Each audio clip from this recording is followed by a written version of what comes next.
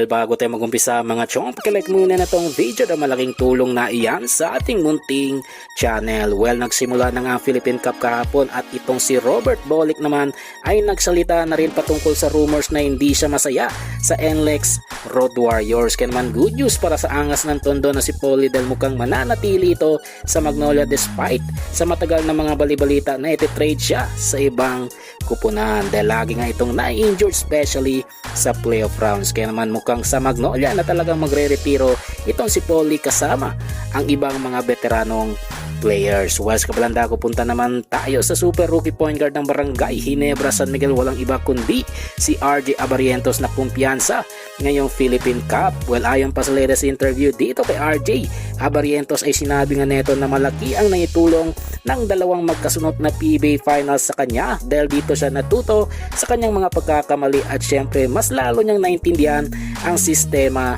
ng kupunan. Kaya naman ngayong Philippine Cup ay kumpiyansa siya at gagawin niya ang kanyang best para sa Barangay Ginebra.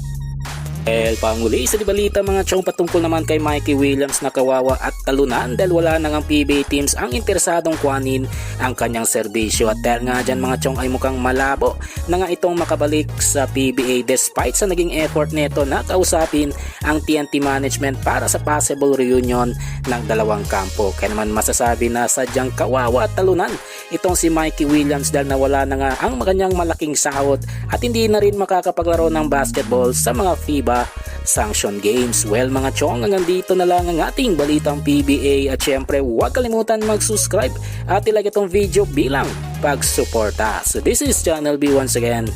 I'm out.